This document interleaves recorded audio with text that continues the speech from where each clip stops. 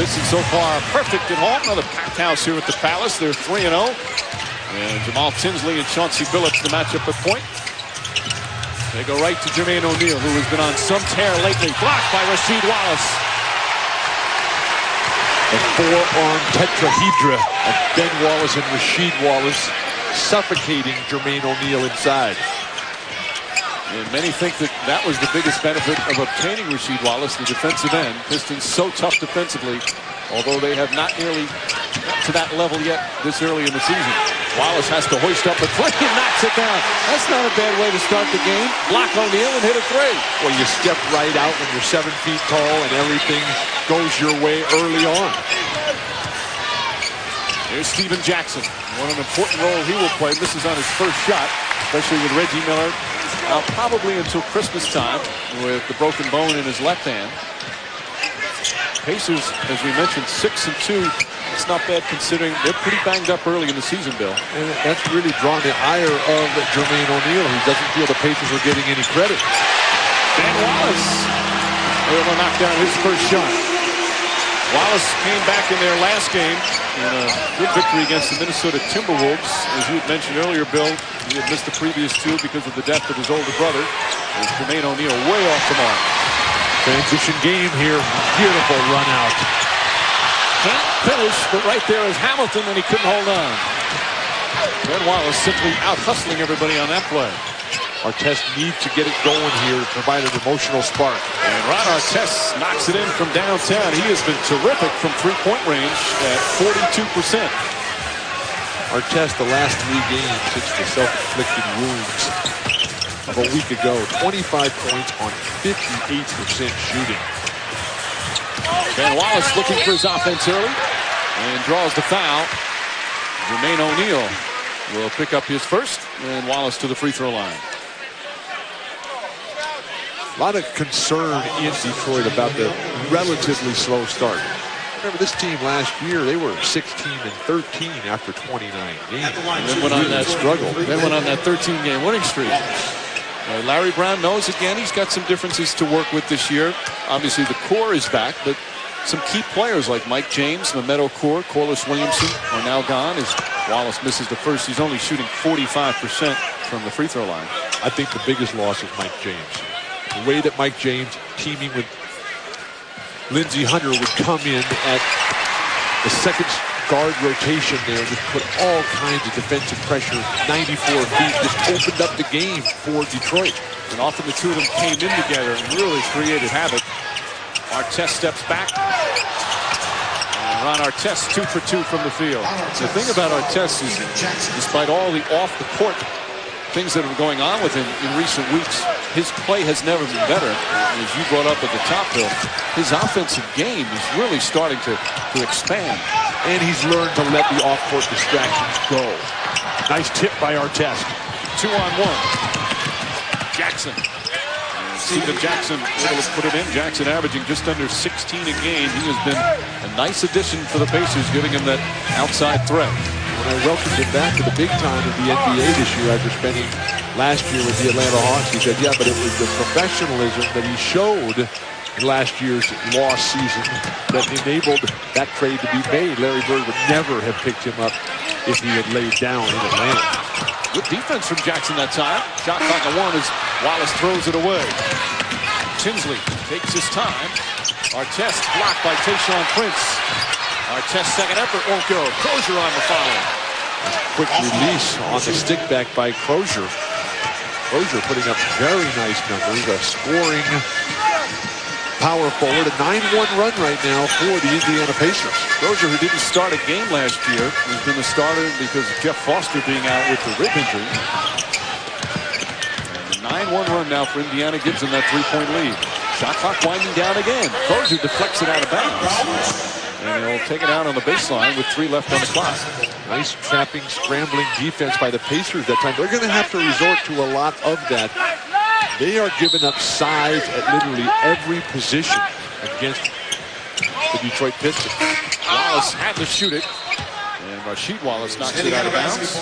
Good defense early from Indiana. You talk so much about the Piston defense The Pacer defense is excellent. Artest is not the only player on the team that plays quality D. Well, they're going to have to really play the defense in the backcourt, because last year that was the difference in the Eastern Conference Finals. Tinsley off the mark. Rasheed Wallace the rebound. Starting backcourt matchup last year, Indiana-Detroit in the Eastern Conference Finals. Detroit, 218 points.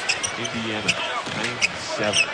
Well, it's one of the reasons why Steven Jackson was a pain for Al Harrington. Billups, nice delay move from Chauncey Billups with his first bucket. I think the biggest challenge for Larry Brown and the world champion Pistons this year is going to be to stay healthy. Jermaine O'Neal off the mark. Ball knocked out of bounds. And we'll go the other way. It certainly is a key for every team, but also Larry Brown. A lot of the players talking about Bill how after all the big games that they played last year during the spring and in the finals, they haven't had the same intensity on a consistent basis so far. That's natural for a defending champ. And that's what Larry Brown's telling us. Larry Brown has the comfort chair over there recovering from hip surgery himself. But I think that Detroit will be able to win the title again without the home court advantage. They won't be able to win if this starting five is not completely intact. Prince couldn't hold on, so it's Pacer ball. Bruce Brown had that surgery to help repair an artificial hip. You see that chair he has. They bring it out from his office because he can't sit on the bench. Gar Hurd, to his left there, was the head coach while Brown recovered from the surgery. It'd be so nice if Gar could ever coach a complete team that was healthy for once in his long-time NBA coaching career. I like what Joe Dumars said, because Brown wasn't expected back the last game. He said he's the first coach in NBA history to be game-time decision. Artest just kind of flips it up with the left hand. Here come the Pistons. But all four of the five Pacers get back. Nice help defense, Jermaine O'Neal. Rip Hamilton puts it in. As good as Hamilton and Billups were last year, their numbers across the board, scoring, rebounding, assists, are all up. Last 3 games, Rip Hamilton, 23 points a game, 5 assists a game. 4 straight games over 20 points for Rip Hamilton. Single coverage, now Billups goes to double. Artest, little hop step. And Ron Artest stroking from the outside early. He's got 8 points. And the Pacers up by 4. Not sure if Chauncey Billups needs to go down and help Rasheed Wallace on that double team. That just frees up wide open shots. Artest will knock that down all night. Nice feed inside. Tayshaun Prince, the perfect entry pass. Set up by 4. It's obviously now a tie game as we're midway through the first. It comes to the top, and that's where that entry pass over the top needs to be delivered from. He tried to throw it from the wing on the strong side. Oh, nice back cut by Steve Jackson. And Jackson able to knock it down. Steven Jackson won a ring with the Spurs, so he has the playoff experience despite his, as you call, year sabbatical in Atlanta.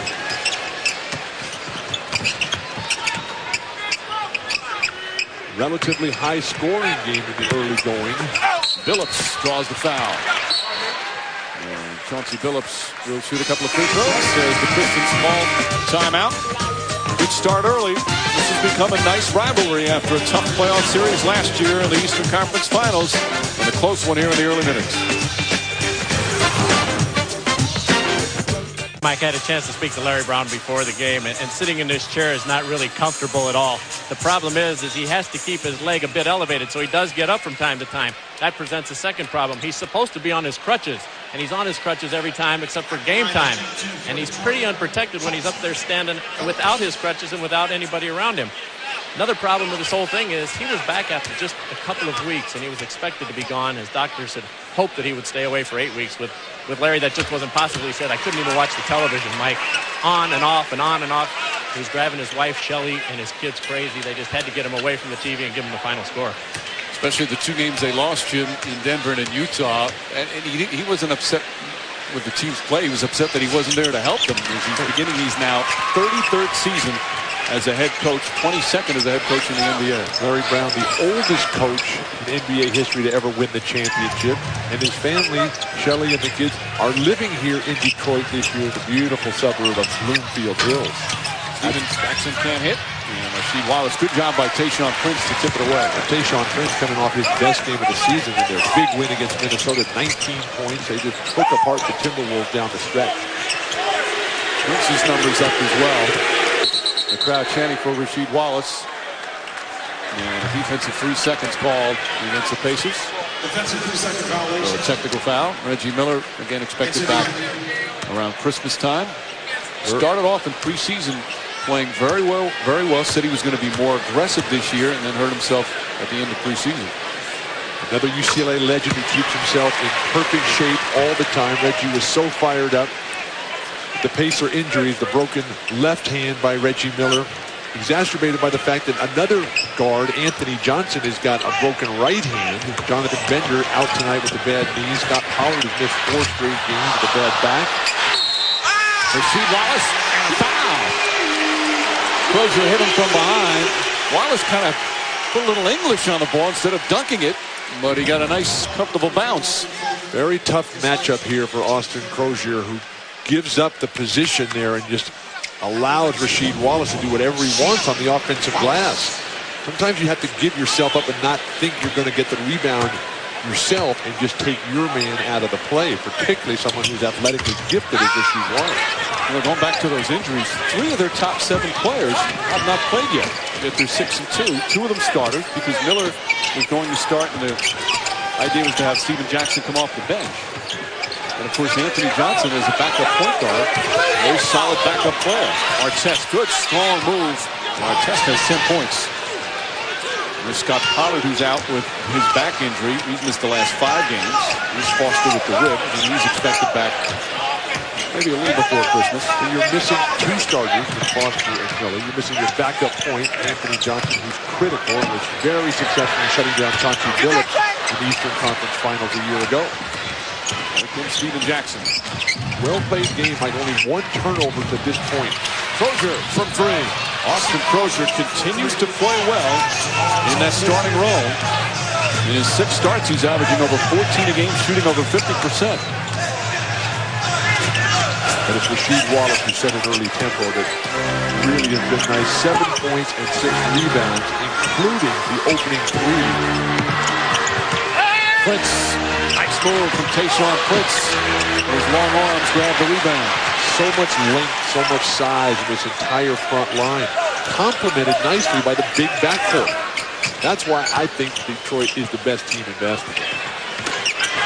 Wallace.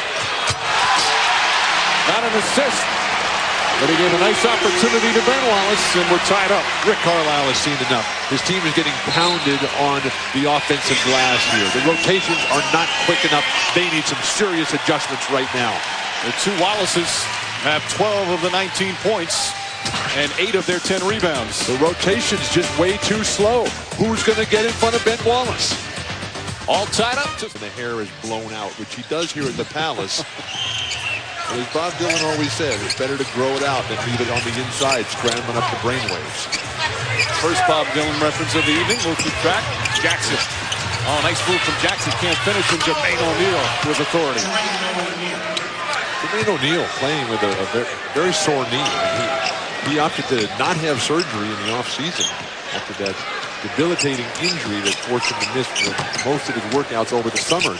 Suffered in last year's Eastern Conference Finals. His recent play suggests nothing is bothering him. As Prince, Ben Wallace, the offensive rebound, but he throws it right to Tinsley. Nice play from Tinsley. Just took his time and methodically placed it in. And what is it that Rick Carlisle says about Tinsley? The barometer of the Pacers. When he limits the high-risk play and activity, he is so much more effective, as are his teammates.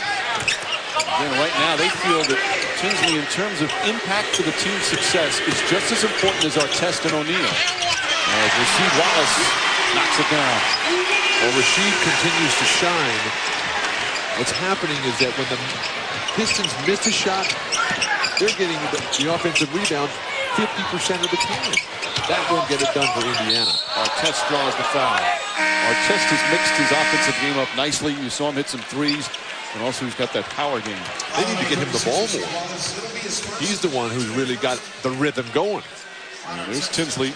Just signed that huge deal. He's in his 4th year now, signed a 6-year extension. And he had his problems last year against Billups. He was banged up a bit during that playoff series, but Rick Carlisle says he's almost has it. And what he means by that is he's almost ready to be a consistently strong player night in and night out. Reminder, NBA TV Saturday. Orlando at Indiana. Play these Pacers. Coverage begins at 8 p.m. ESPN next Wednesday. Detroit at Cleveland. Coverage again at 8 p.m. And then on TNT next Thursday. The Pacers again host Minnesota. And then the Nets and the Clippers. Coverage beginning at 8 p.m. Talk about the job Tinsley does on Billups normally. 10 games last year, Indiana, Detroit. Chauncey Billups, an all-star caliber player, the finals of the MVP, averaged just 11 points on 27% shooting. See Eldon Campbell in the game for the first time. Hamilton. And he's fouled. Also in the game for the first time, David Harrison, the 7-foot rookie from Colorado, picks up his first. We are seeing from Detroit the benefits of winning the World Championship. The team chemistry, the understanding of the offense, much the way we saw Miami on Wednesday night in Milwaukee. The continuity of the low post offense. You dump it inside, big men. That time Eldon Campbell, then Rasheed Wallace, then Ben Wallace, laying it off to cutters. A thing of beauty right now for Larry Brown. The chemistry was such a key, and Larry Brown did not underestimate that, and that's why they're a bit of a work in progress now, because they have some new players, and they lost some key guys, as we mentioned earlier. I think most importantly is the fact that they've had some guys out. Chauncey Billups with the sprained ankle missed one of the games. The Utah game, Ben Wallace missed 2, Larry Brown missed 5. Meanwhile, Tinsley doing a nice job. 4 assists, doesn't have a turnover. In fact, the team doesn't have a turnover. Tinsley for 3. He is really starting to mature as a player. And the key is, according to Rick Carlisle, he doesn't make as many high-risk decisions anymore. But good things happen when Ron Artest has the ball early in the shot clock. Prince. Artest trying to stop him, and Tinsley with the steal. Nice feet ahead. And Freddie Jones was fouled from behind by Richard Hamilton. I don't think it was a clear path foul. One of the Pistons seemed to be ahead of him, so they'll just take it out of bounds. Freddie Jones, a tremendous opportunity right now in his 3rd year, University of Oregon. Let's see, the key here, if it's a clear path, if any of the Pistons are ahead of Freddie Jones, and yes, Billups is ahead. If Billups had been behind him, then it would have been a clear path foul, which would have resulted in 1 free throw and the ball out of bounds. But Freddie Jones has just been snake bit by an incredible string of injuries. Off-season shoulder surgery, a couple of quad muscle injuries, a banged up knee, suffered in a big victory at Minnesota for Indiana. Tinsley against Lindsey Hunter has come on. Darvin Ham. Incredibly high-scoring game for these 2 teams. Good ball movement. O'Neal. And O'Neal bumped on his way to the basket. Those are the fouls you've seen called quite a bit this year. The extended forearm as Wallace picks up his first, impeding the progress. One of the nice things about this Pacer team, though, since Larry Bird took over as the president of basketball operations, is that they don't make excuses. They don't whine and complain. In fact, last year, the opening team meeting, Larry Bird came in to address the guys and said, hey, look, we're not going to say that we're a young team, that we don't have any experience, or that we're going to have injuries. When we win, we're going to act like champions. When we lose, we're going to take our whipping and we're going to go home and we're going to learn our lessons and come back and get it done the next day. You saw Eddie Gill come in. So we've got a Bob Dylan reference and a Larry Bird reference, all in the first quarter. We're off to a good start. Bird and Carlisle, of course, have become good friends, played together in Boston. And Carlisle has done a terrific job coaching. He was a member of the '86 world champion Boston Celtics. And now in his 2nd year at Indiana, had 2 51 seasons. Here is the head coach of Detroit, and O'Neal goes 1 for 2. And one of the things that makes this rivalry so interesting is that both head coaches have coached the other teams very recently. And were both very successful with the other teams. Eldon Campbell. Nice move from Campbell, who's probably going to have to play more minutes than he did last season. Right. Larry Brown telling us that Eldon came in great shape to camp and really ready. You know, the loss of Memo Okur and Corliss Williamson will force him to get out there a lot more. Terrific defense from Lindsey Hunter. And a double dribble called on Harrison. But Hunter caused that whole mess with his defense on Eddie Gill out on the perimeter. So fun to always come into the World Championship City. And everybody's all fired up in the excitement. And to see Lindsey Hunter, now a two-time world champion. He was on the Lakers' third championship in the Shaquille O'Neal era. Well, if the Pacers, that was their first turnover. Artest comes right back with the steal. Not a smart play at all from Hunter. Artest so strong, barely felt it. And he's got a chance for a three-point play. Artest is really playing a disciplined game tonight. This guy who has just been slaughtered in media the last 10 days. He just will not let it die. It never really affects the Indiana Pacers on the court. Ron Artest fired up, focused tonight. Although it did affect his teammates. Her teammates were annoyed with him. And as Rick Carlisle said, that he had some fences to mend. His teammates have told him, and Jermaine O'Neal has said, hey, listen, we don't want any distractions. This has a chance to be a special year. But once Artest has been on the floor, he has not been anything distracting to the Pacers, just their opponents. Hamilton, blocked by Harrison, but a foul. And Harrison, the rookie, upset. And when a rookie gets upset, the official looks at him twice. That's his second foul. Tremendous block up top. The contact, though, down low. I don't know if it had any impact on the shot itself. Rip Hamilton, who's never been an all-star, will certainly be one this year. He had released the ball, but it's a foul until the shooter returns to normal floor position. Harrison, one of only two players in the NBA currently from the University of Colorado. Chauncey Billups, the other one. They both played for the same college coach out there at the Buffaloes. Harrison was their first-round pick, number 29 in the draft. I remember his dad. His dad played very good defensive end for the Philadelphia Eagles. Dennis Harrison. They called him Bigfoot Harrison. David Harrison, the fourth of Bigfoot Harrison's 12 children, who's now doing community work with the children in his hometown of Nashville, Tennessee. Congratulations and thank you, Bigfoot. Shot clock winding down. Artest, nice fake. Oh, what a first quarter for Ron Artest with 4/10 of a second remaining. And that will end the opening period. Artest, known for his defense, has half of the Pacer points, 17. And here you have one of the premier defensive teams in the NBA, the Pistons. They give up 34 points on their home floor in the opening quarter. A rather efficient first period for Indiana. They shoot 54% from the field, hit all 4 of their threes, and only turn it over one time. Not a bad way to start on the road. Pacers.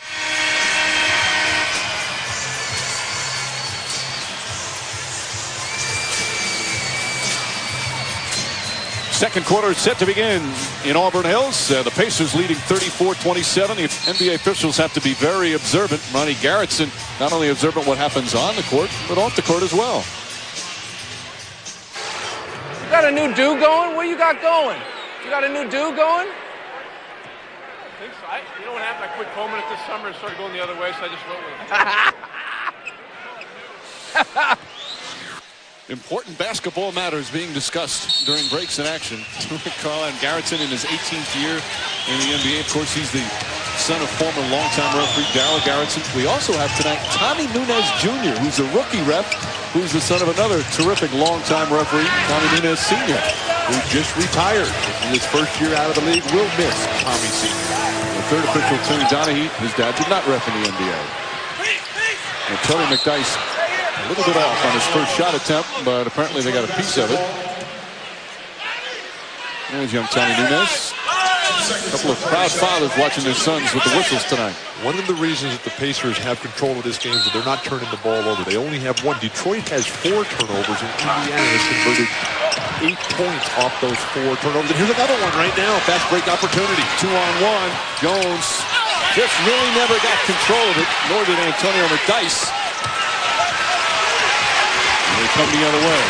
Second unit time for the Indiana Pacers. Can they sustain Artest's brilliance? Bad pass from Smith Parker, who just came in, and Eddie Gill. Oh, hard foul. That might be a flagrant. Garrettson and Nunes looking at each other, and they're going to discuss it. He grabbed the body. There was no attempt at all to make a play on the ball. What's up with that? Let's see what Tommy Nunes says. It's going to be a personal? No, it's a regular one. But it has nothing to do with if you go for the ball. That's not the criteria for a flagrant foul. But there's no play. He grabbed the body. But that doesn't have anything to do with it. The key is if it's unnecessary contact. Which and what they look for, that is. they look for wind-ups, they look for contact, and they look for follow-through. And that was close. I agree. It's a borderline. Which Parker played his basketball with Fordham. Isn't that where you went to college? Yes, it was. No, I did not play basketball at Fordham. I figured I'd answer before you asked. I wanted to. Did you referee there? Yes, I did. Intramurals. And I took a lot of grief. Well deserved, I'm sure. I'm sure of it. Oh, beautiful pass. The kid from Fordham throws a perfect alley-oop to Tayshaun Prince. This pressure defense in the backcourt. This is what Hunter and Parker need to do for Larry Brown. Try to turn the tempo and tide for Detroit. Gill again getting the minutes because Anthony Johnson is out. Count it, and a foul. Eddie Gill, a journeyman with a chance for a three-point play. So some backup point guards making some nice plays. Let's go back to Switch Parker's pass. The zone defense not working for Rick Carlisle. The weak side is wide open. Tayshaun Prince, and then Eddie Gill right down the lane. And the Detroit backup guards are just committing silly fouls. Eddie Gill in his fourth year in the NBA. Played for 2 junior colleges. Played in 2 foreign countries, 4 domestic minor leagues, the ABA, the IBL, the CBA, the NBDL. He did a nice job for the Portland Trail Blazers last year. Comes over as a free agent. And will be the backup point guard until Anthony Johnson gets healthy. Anthony Johnson telling us before the game he's about a week to 10 days away. Hunter. Prince steps up. And Freddie Jones, who has terrific leaping ability, able to grab that one. Well, as soon as they take Rashid and Ben Wallace out of the game, Detroit loses control of the backboards. How long will they be sitting down? Artest draws the foul on McDyess. Felt the contact and threw it up at the basket. And some of the key players for the Pistons getting a breather. And more free throws for Ron Artest, who has now hit 25 consecutive free throws. And for the season, he's at 93%. 17 points already for Artest. Looking for all the latest news on the NBA? Watch NBA TV Insiders every weeknight at 7 p.m. Eastern on NBA TV to find out tomorrow's NBA news today. Let's go over to Jim Gray. Hey, Mike, I spoke to Ron Artest before the game. He says he has no issues with the team. He's fine with everybody. He's talked to everybody. He's worked it all out. He said the issues were with him, not with the team. What he did, he is accountable for.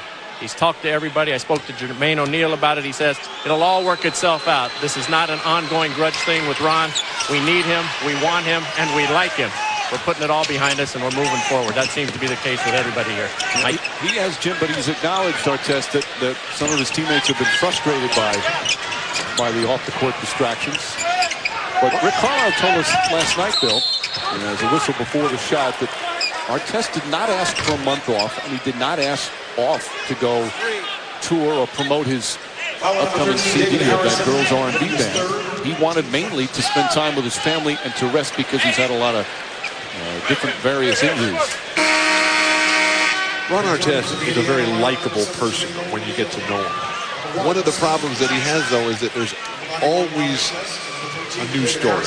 There's always a new issue coming up, always a new request. And he's got to learn to move beyond that and focus in on the job at hand. I thought as Artest gets a breather, one of his teammates, Jamison Brewer, who played with him a couple of years in Indiana, who's now with the Knicks, Jamison Brewer said, I love Ron Artest, but I really don't understand him. But he is a very loyal family man who was very upset by missing a lot of time with his kids. He said things wrong, and when you have a job to do, you can't ask for time off. The guy's short. And the major question is, does he know that his request was wrong? He's gone back and forth on that. He's given different answers. Jones from way outside won't go. James Jones, a second-year player from Miami. But what if he had just said, okay, don't pay me, I need some time off? Would this furor have even happened? Probably not. Steven Jackson knocks it down. He's talked about that money is not an important issue. But the one thing you can count on when the game starts, he is going to give everything he has. He's like Ben Wallace. He not only never takes a game off, he doesn't take a possession off. Right now, these Indiana Pacers are really feeding off the way Ron Artest has set the table tonight. And the Pacers very impressive with this 13-point lead, shooting 54%. The crowd is stunned. The NBA's best crowd lead the league in attendance again. Another one from downtown. They're 5 of 6. As Freddie Jones gives them a 16-point lead, and Larry Brown will call timeout. Trying to stop the bleeding. The Pistons are all about defense, but their defense having a tough time stopping the Indiana Pacers. They are red hot, 55% from the field.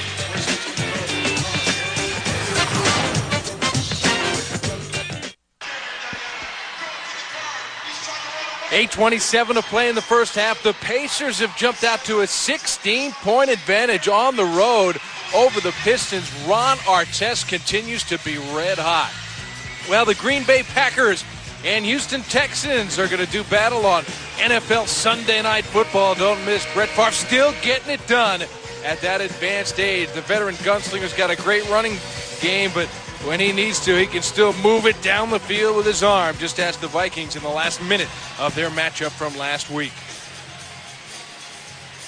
So we'll see if the Pistons can get something going offensively. Just 29 points here in the early going of the second quarter and down 16 at the hands of the Pacers. Ron Artest, 18 points on 6 of 9 shooting. He's made both of his three-point attempts. It's going that well for the Pacers. He's the only guy in double digits.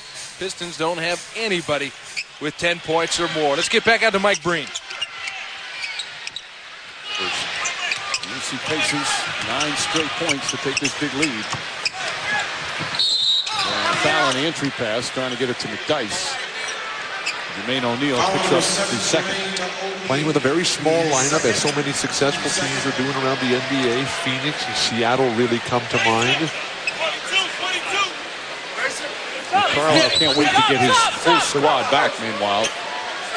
But you literally have 4 guards out there with Jermaine O'Neal, who is jawing with Rasheed Wallace right now. Rick Carlisle, realizing the disparity there and nobody to guard Antonio McDyess, quickly comes back to starting power forward Austin Crozier. See the numbers in the second quarter, dominant so far. Phillips back in, with Smush Parker, Antonio McDyess, Rasheed Wallace, and Richard Hamilton.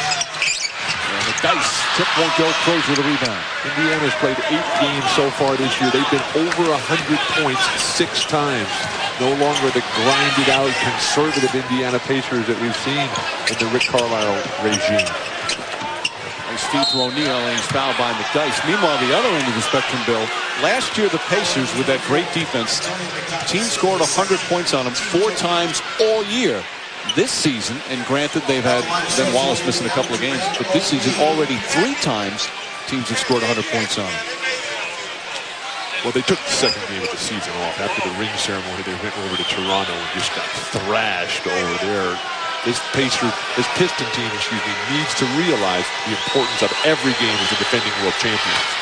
Now, Rasheed Wallace, while O'Neal was ready to shoot the free throw, was talking quite a bit to Jermaine O'Neal. The conversation continues.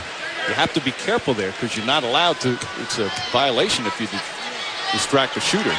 I have seen referees blow that and allow the free throw shooter, if he misses, to get another attempt. Right. Well, what the official will do, Ronnie Garrett's in there, he'll wait and see.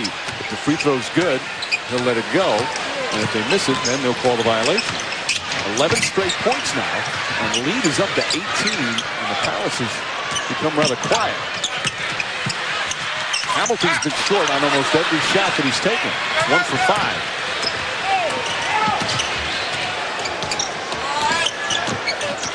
Eddie Gill. Crozier.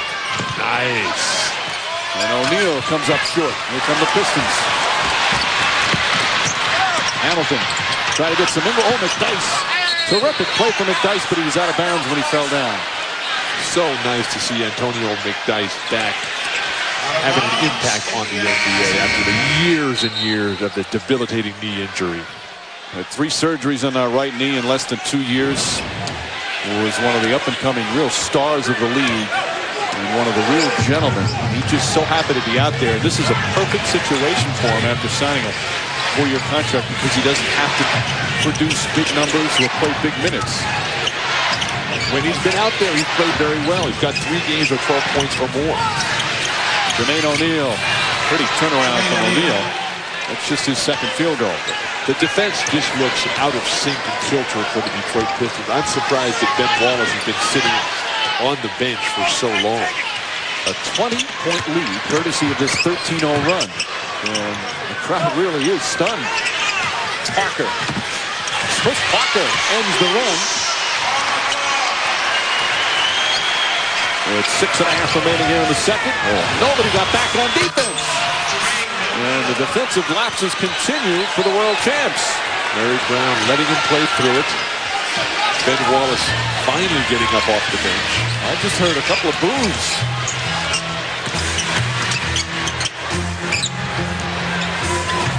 Hamilton, second try. Chris Parker. Fight for the rebound. Here comes Steven Jackson. Look at the way the Pacers are running out. Transition defense, very porous tonight for Detroit. And he goes short. Hamilton the rebound. Hamilton's done a good job on the boards this year, both Hamilton and Billups.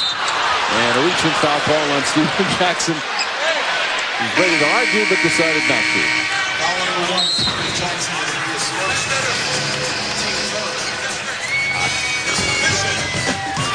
O'Neal wide open underneath the basket. Nobody even identifying the fact that he's back right now. Detroit trails by 20. The world champions in a world of hurt. In street clothes. Now back to Mike Breen. 2 to 4 weeks, but I think he's just a couple of weeks away, and he's really chomping at the bit, Mike. Thank you, strength and conditioning coach Billy Dean putting the players through that pregame workout here at the Palace. Wallace on the second effort. But the fact that Reggie Miller, in his 18th year, still so disciplined, so committed, what a great presence on and off the court. The ice treatment, that is not fun to sit with your feet in a bucket of ice. You've had many of those days, my friend. Far too many. Wallace trying to get physical now with O'Neal. Shot clock winding down. Shot won't go, and Wallace with another rebound, his 5th. Nice patience by Rasheed Wallace. Didn't try to do too much after he forced O'Neal into a very difficult shot. Another turnover for the Pistons. Tinsley throws it ahead to Steven Jackson. Jackson kicks it back out. Artest for 3. And I have a feeling that last time out, the Pistons talked about defensive intensity. They seem to have picked it up just a bit. Tayshaun Prince with his second field goal. If you're the Indiana Pacers, though, continue the offensive onslaught. Don't slow down. Don't look back. Rick Carlisle very concerned about losing momentum at this point. A 20-second timeout. We saw a little change in the intensity for Detroit. Wants to talk it over as the Pistons showing a little bit what they did the other night against Minnesota, which was one of their best games of the season. Well, it comes down to Ben Wallace with the very strong offensive rebounding performance, and then right away, quickly, Ben Wallace with the rebound, the quick igniting of the fast break. No hesitation whatsoever by third-year pro Tayshaun Prince. That's the first transition basket for Detroit. They now trail in transition points by 9. And the fact that Indiana's not turning the ball over at all really limited their opportunities there. When you consider the type of pressure Detroit normally puts on, only 1 turnover for the Indiana Pacers. And we're a quarter and a half into the game, more than that. But also interesting rotations by Larry Brown. He's kept major forces on the bench for long stretches here in the first half. Tinsley's played a strong game. And Crozier's foul on the pass. Yep, it's on the pass. Very strong double team that time. And unlike the previous possession when Rasheed backed off, that time both the Wallaces came in and got on the arms of Austin Crozier, resulting in the foul. But that's the 15th foul. So Crozier will go to the line as Rasheed Wallace picks up his second. Crozier has been terrific from the free throw line. 10th in the NBA. At 92% as a team was shooting very well. Of course, coming up after this one, the second game of our doubleheader. As UB Brown and the Memphis Grizzlies in Sacramento at that loud building called Arco Arena. Grizzlies and the Kings, a couple of very good teams that have struggled out of the gate. And you can ask the question about both the Grizzlies and the Kings. Which team will show up? Will it be the magnificent Grizzlies that trashed the Portland Trailblazers in Portland the other night? Will it be the magnificent Sacramento Kings that went down to Phoenix and handed them their first home court loss of the season? I wasn't going to ask that question. I asked it for you, but it was a good thing to bring up. Rasheed Wallace double. Tinsley gets his hands on another one. Tinsley's been everywhere. Played a very solid 4 game here. Tinsley's 3rd in the NBA in assists, 10th in steals. He is so important. So often you hear as Tinsley goes, that's how far the Pacers can go. Shot clock winding down. Artest, nice pull-up jumper. And Ben Wallace tips it. Last touch by Steven Jackson. Outstanding execution of a fundamental rocker step move by Ron Artest. Tayshaun Prince is a very good defensive player. We have seen him dominate games. Ron Artest looked at him and said, "You're bigger, you're stronger, you're more athletic." Well, he's not stronger. No way, no way. A lot bigger. And he just looked at him and said, "There's nothing you can do about this." Rip Hamilton. Hamilton now with 8 points. And the lead cut to 16. There's Steven Jackson. Nice feed to Crozier. But Rasheed Wallace's presence altered that shot. Jermaine O'Neal surrounded by Pistons. Blocked but a foul. And Rasheed Wallace hit with a technical. The overly demonstrative reaction to the call prompted the technical. Good call by the officials on the technical. You can't show up the ref. Larry Brown, against doctor's orders, up out of his chair, all the way to half court. Somebody's got to grab Rasheed and keep him out of there. Rasheed talking to Tommy Nunez Jr., the rookie ref. Yeah, he seems to have, it's a good civil conversation. In fact, it's not a bad thing to do at this point. He's a rookie ref. They don't know each other yet. Go over and talk it over. How about waiting 2 or 3 possessions and then muttering under your breath? Before you calm, or, you know, talk to him after you calm down. And that's an easy play to call, right on the arm. He fouled him. Might not have been a hard foul, but he hit him on the arm. Jermaine O'Neal does not seem to have the explosiveness in his legs. Does not seem to have the elevation right now. Well, his foot and knee had been up and down bothering him. By the way, Rasheed Wallace's personal foul was his 3rd. And here's why the technical, a little dance. And I think the wave came after he was hit with the technical. But I saw him play a couple of times. Last week I was at Conseco Fieldhouse, and it didn't seem like it was bothering him at all. He's been dominant the last several games, Jermaine O'Neal. Wallace will get a breather. The last 3 games, Jermaine O'Neal, 32 points a game, 11.5 rebounds, 4 blocks, shooting 58%. Hamilton against Jackson one-on-one. Crozier, another rebound. Crozier's doing a very nice job. 6 starts this season. Austin Crozier, 14 points, 8 boards, almost 3 assists. Fine shooting percentage at 52.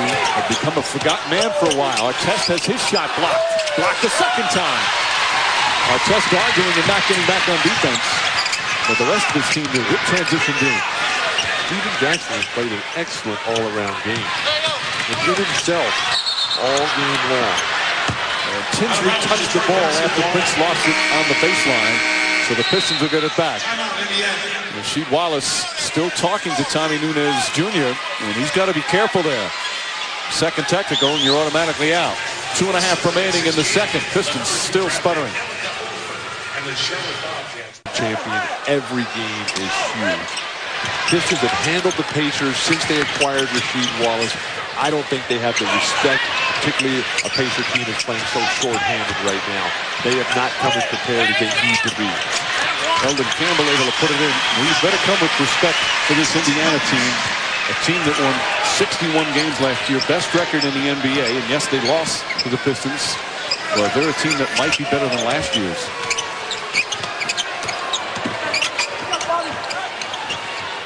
Artest calling for it against Prince. Offensive foul. There's the defense to Tayshaun Prince. Ron Artest picking up his first. Nice inside pivot right at Tayshaun Prince. Runs him over. Restricted zone not in effect there because in the lower defensive box. Play. Artest received the ball in the lower defensive box, so the restricted area is wiped out. But the key there is you can draw a charge when your feet are moving. Good defense from Prince. Nice defense there by Artest on the rotation. Campbell fouled. Shot was blocked. They want a goaltend, but it wasn't there. So 2 free throws coming up for 36-year-old Eldon Campbell as Crozier picks up his second. Talked about the overconfidence factor for the Detroit Pistons.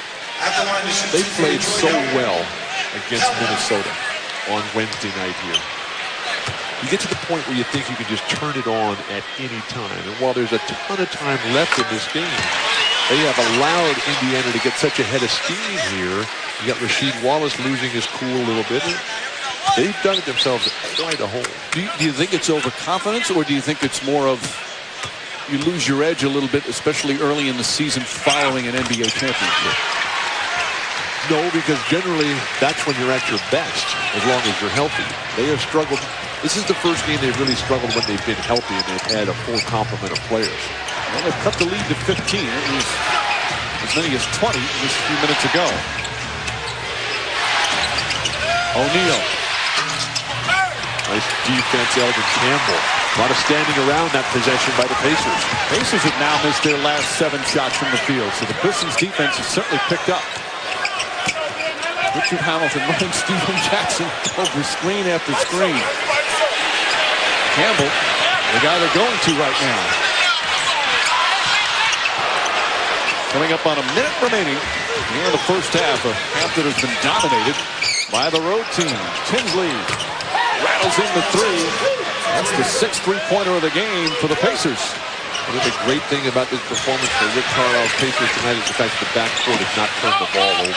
How about Tinsley? 8 points, 5 assists, 5 steals, and he doesn't have a single turnover. That's what you want from a point guard. Hamilton, quick release.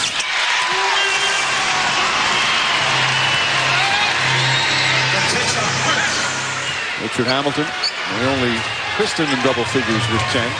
Tinsley has not had a good run the last week. Last 3 games, only 6 points a game, 20% shooting. Nice. Nearly turned it over that time, and it'll be a held ball. Jump ball with 29.4 remaining. Well, the last time these two teams met, as we told you back on June the 1st, was Game 6 of the Eastern Conference Finals. Pistons won to advance to the finals. In that game, the Pacers, all they scored was 65 points for the game. I know it's a different scenario, but they've got 59 here in the first half. 3 banners now, World Championship banners for the Pistons after last year's terrific ride to an NBA title. And each time coming out of the blocks after the championship, a very slow and sluggish start. More substitutions. James Jones is going to quickly come in. Crozier will sit. Darvin Ham has come out for the Pistons. I like James Jones. He doesn't get to play very much at all. Out of the University of Miami, where he's an academic All-American. Nice touch. Excellent footwork. Hard-working guy. Ben Wallace wins the tip. Phillips has been quiet. Just 5 points in the first half.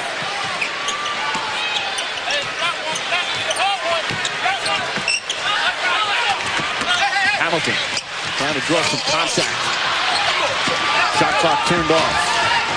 Indiana doing a better job taking care of their defensive board at this juncture. And a 3-second violation call against Ron Artest. So Pistons will have 3.2 remaining to get off the final shot. Larry Brown will use his 22nd timeout, which you can't carry over into the second half, so we can diagram the play. Indiana doing a nice job of playing with a small lineup. So many of their big guys out. Their starting center, Jeff Foster. Scott Pollard hasn't been able to play. They're coming in and they're playing a quick-hitting attack. I like it. Like Phoenix, like Seattle, like Dallas. They have 12 assists and just 4 turnovers. They've turned it over the last couple of times down the floor. But prior to that, we're really taking care of the ball. And this is an area that they were really struggling in. Coming into the game, they were averaging 19 turnovers a game. which was 28th in the NBA. Steven Jackson was guilty of a lot of those. He was getting well over 4 turnovers a game in the last week or so. But Tinsley has run the show well, and the bench, though depleted, has done a solid job. Jackson, by the way, stays in the game. Billups trying to get off the shot. Wallace got a count if it goes. Excellent execution of the way they drew that play up. Rasheed threw it in, and then he got it back on the run. Not a bad attempt, but not a good first half. Somebody get Larry Brown some crutches, please. That is not good just 2 weeks after major hip surgery. And Brown not happy with the first half. The Pacers certainly are. Let's go to Jim Gray. Down there, let me know. All right, Mike, thank you very much. 18 points for Ron Artest. What was the discussion right here at the end of the half? Am I getting fouled down there? What do you think? You watching the game? I'm not an official. I don't have a whistle. Are you watching? I'm watching Am I it. getting fouled a little bit? Come on. I can't answer that. That's not my decision. Let me ask you about the game out here. How are you guys managing to dominate the Pistons so thoroughly tonight? We're just playing team ball, you know. I mean, everybody say the same thing. It's boring, but that's what we're doing, playing team ball. And welcome back to NBA Friday here on ESPN. A very impressive first half performance by the Indiana Pacers. They lead the defending champion Pistons 59-43, just a few moments away from the start of the third quarter. Leading scorer in the game, Ron Artest has 18 points. He's missed his last 3 shots, but 6 of 12 overall, hit 2 of 3 from three-point range. Here's someone who looked at some of the numbers. The Pacers are shooting it at 47% as compared to just 39% for the Pistons. They've also got 5 more assists, so moving the ball a bit more effectively. Both teams shooting very well from the free throw line. The Pistons actually getting the better of the rebounding battle, but you know the big number here is the three-point shooting. The Pacers have made 6 of 9 from three-point land. Pistons just 1 of 5, so a difference of 5 three-point baskets for 15 points right there. Pretty much that, the big stat. And the Pacers turned the ball over just 4 times in the first half, and that is outstanding for them on the season. One of the worst teams taking care of the basketball, turning it over almost 19 times a game. A first half against the defending champion with just 4 turnovers, playing very clean basketball. Looking back at the first half, Tinsley getting it into the lane, finding Ron Artest, blocked once by Tayshaun Prince, but stays with it, misses there, and Crozier with the follow. And off the steal, Artest uses the body well to shield off, gets the hoop in the harm. And then check this out. The no-look pass. O'Neal slamming it home off the feed from Jamal Tinsley. Jermaine O'Neal, the only other Pacer in double digits. He's got 11 to go along with 5 rebounds. So the Artest and O'Neal combination up front continuing to carry the load for Indiana. 29 points between them. Chauncey Billups, though, very quiet for the Pistons, averaging 19 a game. He has just 5 in the first half, taking only 3 shots. Rip Hamilton's 10 points leads the way, but he is only 3 for 10 from the field. So the Pistons not shooting the ball particularly well. Larry Brown in some pain after the hip surgery, back much earlier. Just cannot stay away from his basketball team. And right now that team is down by 16 points as we get ready to start the third quarter at the Palace of Auburn Hills. Here's Mike Breen and Bill Walton. I think after getting beaten up in the Olympics, he just wants to be back part of a winning basketball situation. Wallace on the follow. Wallace on the follow. Is there an echo in here? Well, they need a little. We saw the intensity, especially on the defensive end, pick up a bit in the second quarter, but they had put themselves in a 20-point hole. But they're just down 14 right now. In NBA basketball, that's nothing. Artest can't finish. It's fun watching Artest and Prince, 2 talented young players, 2 very good defensive players, 2 players with different styles, totally different. The power and intensity and exuberance of a Ron Artest versus the laid-back, almost Jamal Wilkes style. Nice power play by Ben Wallace. And that phrase, power play, we didn't see that a lot in the first half from the Pistons. And all of a sudden, it's a 12-point game.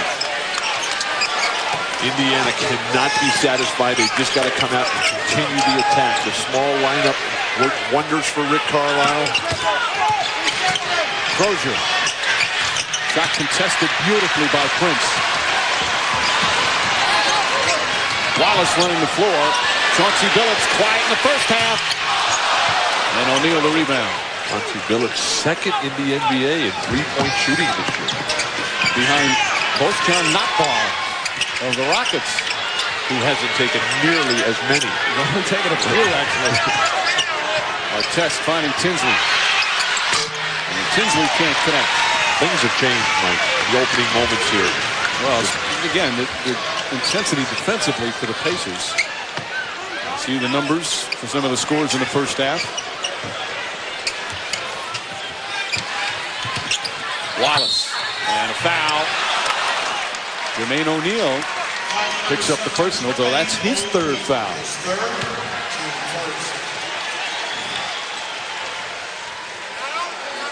Ben Wallace, who has really worked on his offensive game. He spends a ton of time before the game working with an oversized basketball. It's the same weight as a regular official game ball. But then he comes out with the game ball, and it all just seems so much easier for him. And here's a guy who couldn't even get in the game when his career first started. He was a 12th man when he first began, and has worked his way up to a player who has as much an impact on the games he plays in as anybody in the league. I'd probably say Wallace and Jason Kidd are the two guys who could have an impact on the game without scoring a point. And what Ben Wallace brings you is someone who gives you extra possessions. Joe Dumars, who has done such an unbelievable job putting this team together. And Larry Brown in his second year in Detroit. Wallace, that was a perfect free throw last time. He's having his usual problems at the free throw line, 45% this year, but two perfect ones right there. 10-point game. So, and look at the defensive pressure exerted by Chauncey Billups, Finals MVP, forcing time off the clock for the Pacers. Artest is swarming now. Artest trying to offensive foul. No, travel. He leaned in to try and draw contact, and he picked up his pivot foot. But the length of Tayshaun Prince just smothering Ron Artest. He gets frustrated, disappointed, and then he shuffles the pivot feet. Easy play to call.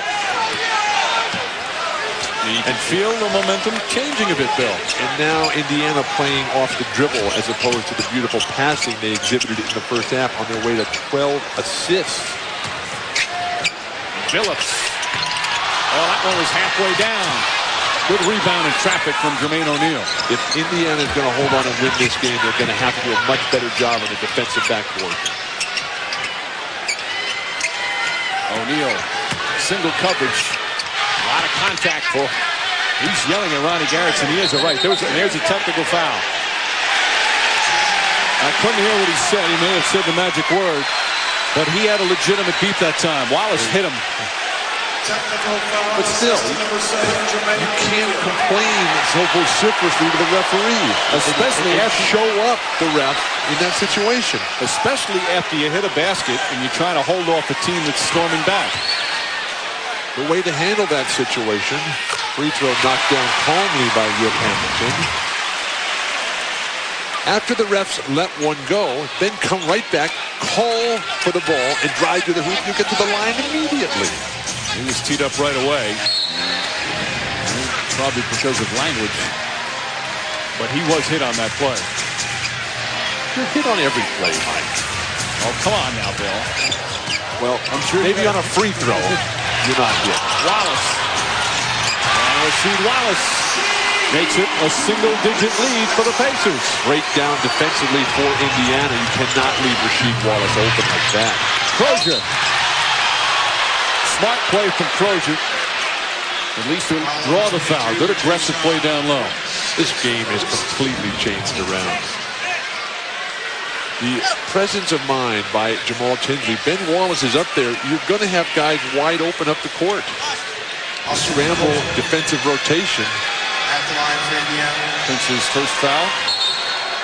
He's been very active on the bench. Miller. Blood on the Austin Crozier. You have to get attended to by legendary trainer David Craig, who took care of the Olympic team over in Athens. There's David Craig. This is his 35th year with the Indiana Pacers. He was back in the ABA days. One of the real gentlemen of the league. 35 years with one franchise. A reminder, NBA TV Saturday, Orlando against Indiana at Conseco. Coverage begins 8 Eastern. And at ESPN next Wednesday, Detroit and Cleveland. And then TNT Thursday, Minnesota at Indiana. And then New Jersey at the Clippers at 10:30 Eastern. All coming up next week. A 9-point lead for the Pacers. They led in the first half by as many as 20, as the Pistons were a little flat in the first half. They are come out in an attacking mode here in the third quarter. But how did Indiana build that big 20-point lead in the first half? They neutralized the advantage that Detroit has in the backcourt, and then they rode good, solid, balanced scoring across the front court for Indiana. Artest led the way with 18. Crozier had a nice 8, and Jermaine O'Neal 11 points and 5 boards. So Crozier at 10-2, and he'll go to the free throw line. But this is the point, playing on the road, that a guy like Ron Artest has to step forward and say, okay, I got it going. I can beat my man. I'm going to carry this team all the way through. Crozier now for the season, 26 for 28 from the free throw line. He's got 9 points and 4 rebounds. He's always been a productive player with minutes. The problem is he has not been able to compact his game when he gets limited minutes when the whole roster is totally healthy. And he's had limited minutes in recent seasons, sometimes been out of the rotation. But this year playing an important role. This is a guy who averaged 15 points a game in the NBA Finals in 2000 against the world champion Los Angeles Lakers and Shaquille O'Neal. Had a 24-point game in that series. Hamilton, pretty move from Hamilton. And Rip Hamilton now with 13. And now the Pacers are starting to whine and complain to the referees. That won't get it done, particularly on the world champions' home court. Crozier, good hard drive, and a foul on Wallace. And that should be 4 on Rasheed Wallace. Great setup from Crozier. Rasheed Wallace has 4. Rip Hamilton, the relentless attack. Destined to be an all-star for the first time this year. Easily one of my favorite players in the entire league. And then finally Indiana getting back to the style that got him that big lead early. Penetrate and dish. Don't try to go in there and throw up some weak stuff on your own. Wallace is going to come out with the 4 fouls. Antonio McDyess just gets off the bench as O'Neal goes to the free throw line. Interesting to hear Rick Carlisle talk about Jermaine O'Neal last night. Hear him mention the leadership, the heart. Rick Carlisle, a developing relationship with a player who was very upset when they fired Isaiah Thomas here a couple years ago and brought in Rick Carlisle. But O'Neal he wasn't upset with Carlisle. And those two had a previous relationship in Portland when Carlisle was an assistant and O'Neal was a kid just out of high school. But one of the things that Jermaine O'Neal is doing so much better now is letting the game come to him, as opposed to always trying to force things. Well, it's what you say about a lot of young players. The game seems to slow down for them. Hamilton. 10-point game with just over 4.5 gone by here in the third. And knowing that you're going to be out there all the time, that's one thing that's really helped Chauncey Billups as he's got his career on track. Great defense by Detroit. Steven Jackson hits the side of the backboard. Tayshaun Prince wide open in transition. Prince threw it away. Tinsley with the steal. That's his 6th steal of the game. Jackson almost traveled and a foul on Prince. So O'Neal will go back to the free throw line as Tayshaun Prince picks up his 3rd. One of the more interesting fast breaks that we've seen this year in a season that has shown a lot more fast break, up-tempo type of basketball.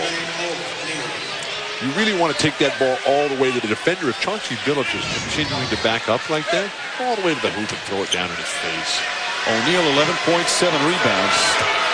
Pacers shooting 80% from the free throw line this season as a team, which is a terrific number. And they had a game earlier this season against the Clippers when they got hammered by 34. They shot 12 of 25 from the line. They were brutal. They come back the next game and they shoot 23 for 23 against Philly. But overall, they've been terrific at the line. So would you say that this game has some mental aspects to it, Mike? From the free throw line? No. No? No, not now. We'll get back to that later. All right. We've played 5 minutes here in this third period. And a blocking foul on Jermaine O'Neal. He's got to be careful. He already has a technical. And O'Neal now picking up his 4th personal foul. And this is exactly what the Pacers don't want to do, is start talking to the refs every time. Take your medicine, get back, and show the refs that you're here to play. Hard to tell on that angle. Tommy Nunez Jr., the rookie ref. We're hearing it a lot. Players and coaches certainly well aware who the young refs are and will take advantage. Tommy Nunez has shown some good poise despite them yelling at him. But just like O'Neal is a legitimate MVP candidate. And he has to show the leadership and discipline to not get involved in nonsense like that. Shot clock winding down. Wallace. Boy, that's a nice turnaround offensive move from Ben Wallace. He's got 13 points. The way he picked up the ball with the 2 hands, got the elbows out, create the space, get wide open, and generate the rhythm necessary to deliver the perfect shot. Ben Wallace with 7 rebounds, but he's also done a nice job offensively. He's tied for the team lead with 13. And the Pistons, with their added intensity in the third, have themselves right back in the game. I'll send you back out to Mike Breen, Bill Walton, courtside at the Palace of Auburn Hills. Developed a nice offensive touch from close range. And that was the regulation ball that he used on that shot in the game, just to clear that up. He has actually, for a guy that big, and does so many great things, he's got small hands compared to most big men. Artest blocked for the foul. Oh, the Pistons upset. But free throws coming up for Ron Artest as Tayshaun Prince picks up his 3rd. Ben Wallace is not a tall guy by NBA standards. Just 6'9", weighs 245 pounds.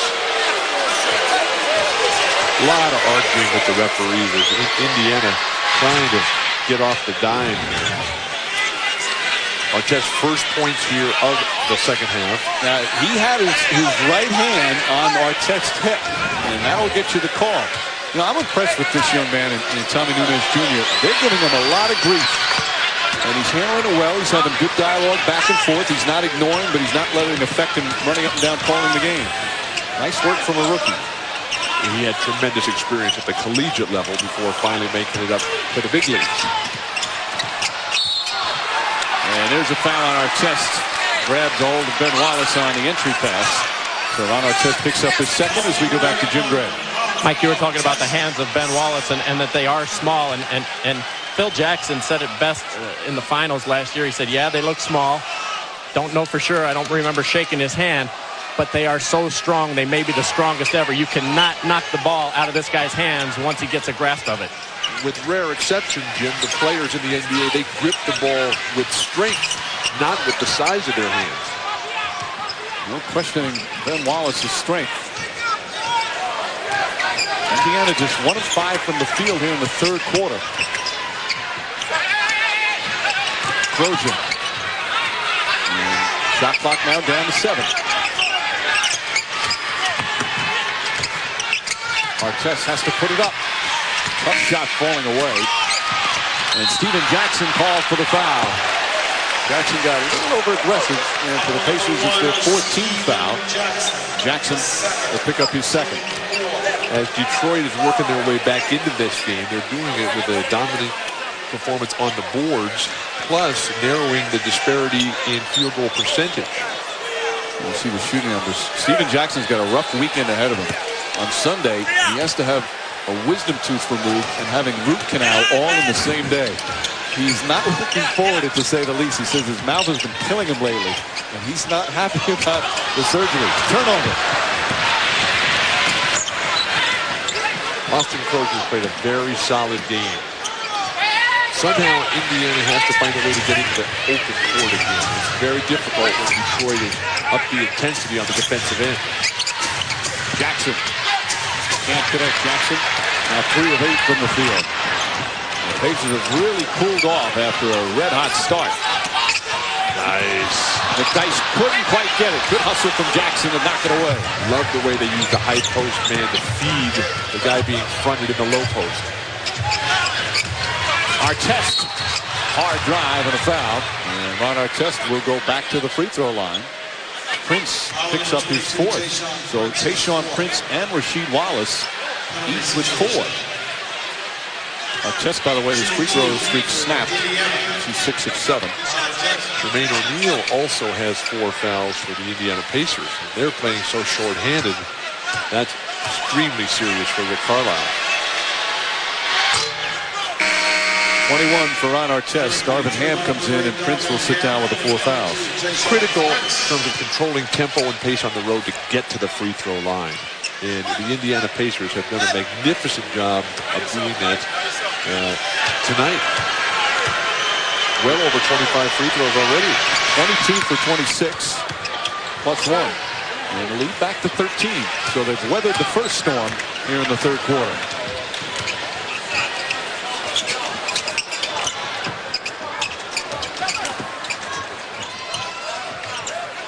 Good defense from Tinsley. Phillips likes to post up. That's wrong. Chauncey Billups, one of 22 players in NBA history to be the Finals MVP. That is an elite group. And one of 3 to be the Finals MVP before ever making an All-Star team. The other 2, one of the guys, the man who brought him here, Joe Dumars. And then Cedric Maxwell. Tinsley way outside. Harrington, the rookie, with a good follow. Harrison takes up a lot of space. I think I call him Harrington. My speech problem is contagious. Shot clock winding down. Phillips. Nice move from Chauncey Billups. Twice now he's taken Tinsley down low. And what kind of adjustments is Rick Carlisle going to make in that situation? Billups now with 9 points. And I think this is one of the real differences between these two teams, the size of the backcourt that the Pistons put on the floor. And again, they expect Steven Jackson to help them in that department against Detroit. That's a 2-pointer from Artest. Good battle from Harrison. Oh, almost went in. He got a shot in the mouth. Good aggressive play from the rookie, and he will shoot 2. And Antonio McDyess picks up his 3rd.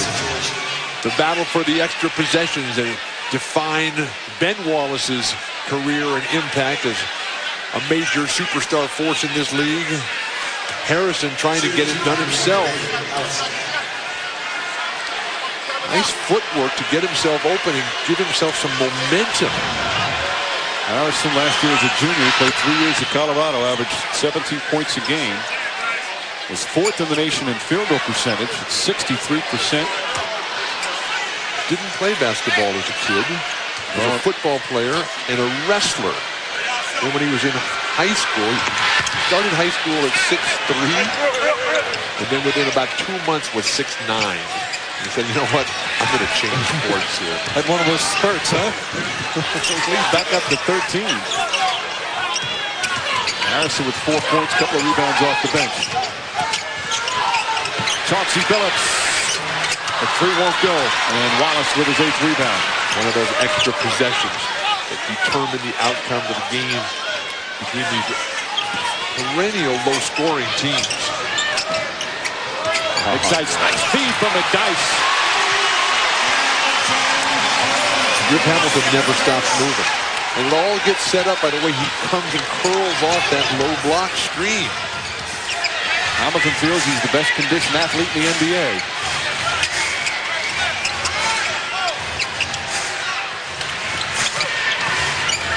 Crozier. Sweet stroke from Austin Crozier. He's got 12 points. His zone defensive change up here for Rick Carlisle. Detroit slow to recognize it And lost it. Under 2 minutes to play here in the third. But now those turnovers, Indiana is running backwards to get the ball as opposed to turning it into transition opportunities. Oh, nice defensive play from Ham. Poked it away. Tinsley reaches in for the foul. Smart foul by Tinsley. But they're in the penalty. So free throws coming up with just over a minute and a half remaining in the third. Pistons trying to get back into this.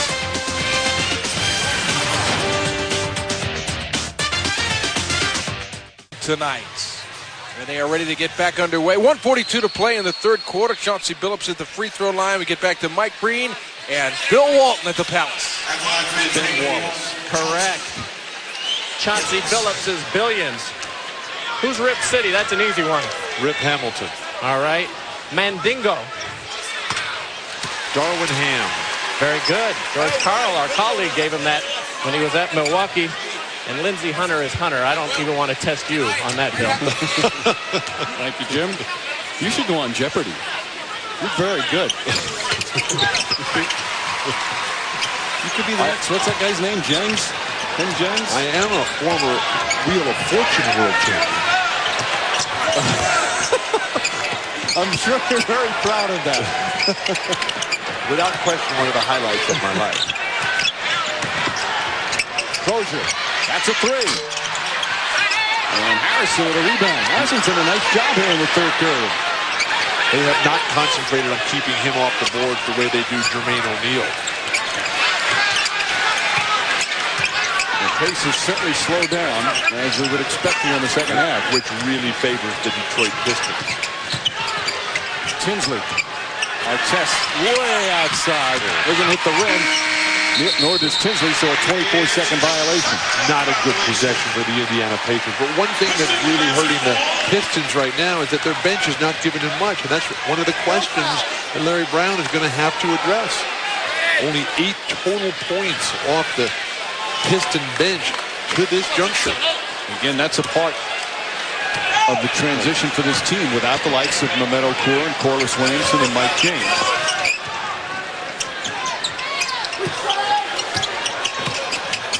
Hamilton draws some contact. Won't go. Hamilton got Freddie Jones up in the air, and he'll go back to the free throw line. I like Hamilton's discipline. The way he knows what he wants to get at all times. His game is not power, it's quickness, endurance, and sleight of hand. His numbers all across the board are up. He's been playing so well, averaging over almost 21 a game as Hunter comes in. He's averaging almost 5 assists, 4 rebounds, all career highs if he kept it through the year. One of the things he credits for his good start this year, he had that laser surgery this past summer. He'd always worn contacts, and last year he's a very superstitious player. Last year he had contacts, but he wore almost the whole season. He got new ones because he was supposed to change them. But he didn't play well, so he went back to the old ones, and he wore them far too long. Obviously, it didn't affect him all that much. He wore the same pair of contacts all season long? Almost the whole time.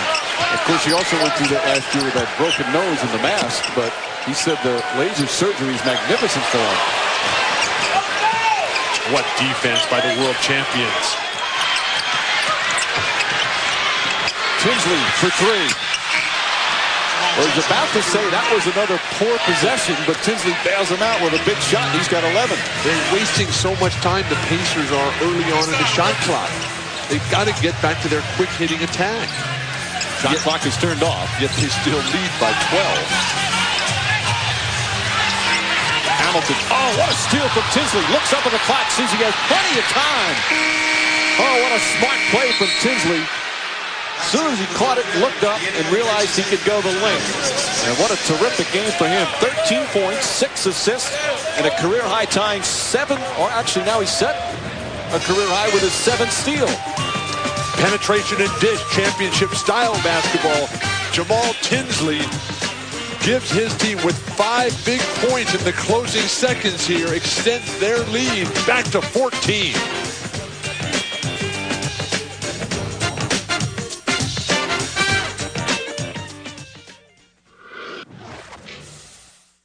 Eastern Conference Finals. Many feel that they're the two best teams in the East once again. And early on, it was all Pacers that went by as many as 20 in the first half.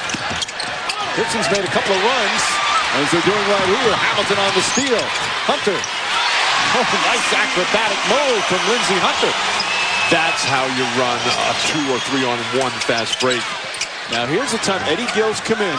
You have your backup point guard who's not used to this kind of pressure and a held ball. Without Anthony Johnson, when Tinsley goes to the bench, sometimes that can be a problem. Well, Rick Carlisle is on the court, just upset as can be, but the Indiana Pacers are killing themselves right here. They're coming quickly back with Jamal Tinsley. You never get caught underneath the basket like that on a near handoff. Well, that was Freddie Jones. He should not have given Gill the ball in that spot. Tried to call a timeout. When the other team comes with the press, bring up one of your front court players, throw it to him at the free throw line, and then turn and fire an outlet and ignite a fast break. Tinsley right after that hopped off the bench, and he might come in for someone else and play with Gill in the backcourt. They've done that a bit. He's coming in for Gill. That's why he can't get in right now, because Gill had to participate in the jump. Gill having his problems again. Hamilton almost with another steal. Gill yelling at Tommy Nunes Jr. saying, hey, wait a minute. But Larry Brown is up saying, what about a timing violation? How much time are you allowed to bring the ball up the court?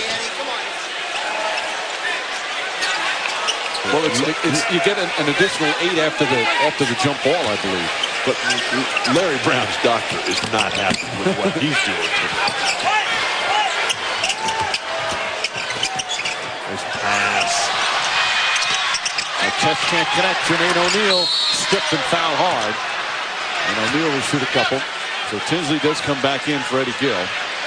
Brown relaxes in his new coach's chair. He hasn't been in that all that much tonight. How about a seatbelt? Why is there a new weight on that? I don't understand that. But Mike Abdenauer, the trainer, just goes over there and tapes him to the seat. O'Neal, this will be his 11th and 12th free throws of the game. Pacers now 26 of 30 from the line. One of the ways that they built this very nice lead is that Indiana has 13 steals on the night. Detroit Pistons, the best defensive team in basketball, they have 1. Well, Tinsley has 7 of them, a career high for him. O'Neal solid from the line once again. He's up to 75% on the season. Lead back up to 14 for Indiana. Closest the Pacers have been in the second half is 9. McDyess.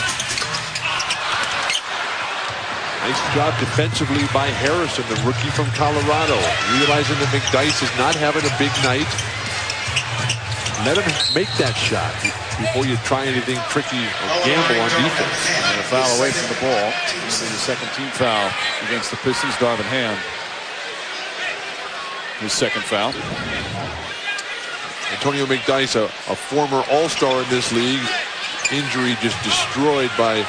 his career destroyed by injuries here. Intelligent decision-making by the rookie.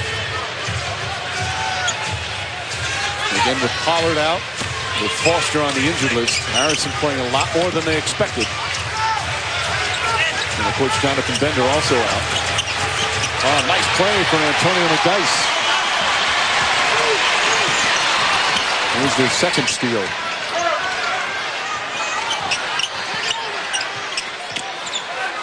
McDyess kicks it right out. That's a 3. Hamilton.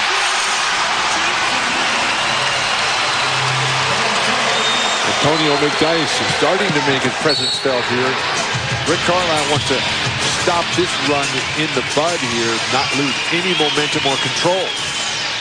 Richard Hamilton's three-pointer pulls the Pistons within 11. Hamilton now at 20, but all set up. Nice feed from Antonio McDyess after the steal. And the Pistons trying to make another run here early in the fourth from the Palace. Whatever. Crowd fired up. Pistons have trailed most of the game by as many as 20. Lindsey Hunter skies for the board. Pistons defense has done a fine job of limiting the Pacers to only 17 shot attempts. But they have gotten to the free throw line. 14 free throw attempts in the second half alone for Indiana. Hunter. McDyess left open. McDyess 0 for 5 from the field. Just hasn't had the touch tonight. When you play limited minutes after you've had the career he's had, you're going to have nights when nothing seems to go right. That's why he's got to learn to get it done on the defensive end and on the glass. And he's done it on the defensive end. Made a couple of key deflections and steals. Try and get them back in the game. O'Neal long on that shot. Phillips has had a quiet night scoring. Good defense from O'Neal. He's got 4 fouls, though. It'd be wise to attack him. Lindsey Hunter hits the three. And it's an 8-point game, the closest they've been in the second half. Finally, something from the bench. Lindsey Hunter with so much more pressure on him this year. Tinsley. Nice defense, Lindsey Hunter. Yep, kept them right in front. Shot clock winding down again. Tinsley really starting to struggle. Offensive. And a travel. The Pacers having difficulty with this pressure. Carlisle quickly coming back with Austin Crozier.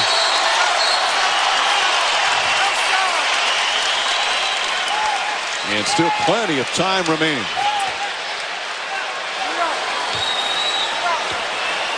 That cannot be good for your hip. You had operation on it 2 weeks ago. Pacers starting to turn the ball over. It was so good early on. And a foul call on Harrison, the rookie, overly aggressive.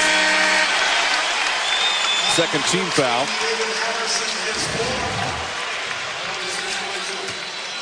Lindsey Hunter, the native of Jackson, Mississippi. What a force. The bench for Larry Brown. Ecstatic support. Joyous in the success of others. And you really see the team chemistry here coming to the front. Phillips. Wallace fouled and it goes in. Ball just kind of knocked out of his hands. And the fortunate bounce. And this is the closest they've been since the first quarter.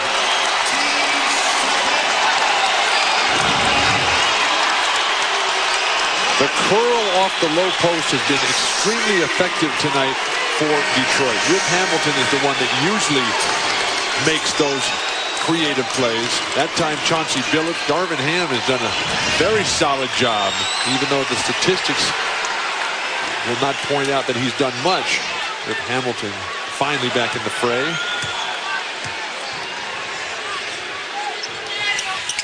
5-point game. They had trailed by as many as 20. Where's the offense going to come from? Artest sitting on the bench. And a foul on Hunter. A little over aggressive on the defense. That's the third team foul. And for Hunter, that's his third. But the way that Detroit has forced Indiana into a half-court stand-around one-on-one game, that's a tough call. The Pacers this season early on have had some difficulties holding on to some leads. Some games they've held on, some they've lost. Oh! O'Neal on a pretty feed from Tinsley. When there's pressure in the backcourt on Jamal Tinsley, he has to learn to just blast right by it. 19 points for Jermaine O'Neal. Phillips. Last touch by Steven Jackson. 6 on the shot clock. Tremendous pass, the high screen and roll. Just rolls right down. Even though Jermaine O'Neal turns the other way and loses eye contact with Tinsley, the patience of Tinsley to wait till he turns his head back and gets to see an emphatic throwdown. Timeout call by the Pistons. Indiana Pacers so impressive most of the night. Trying to hold on here in the fourth quarter on the road. Mike Green and Bill Walton are courtside. Let's get you back out to the Palace.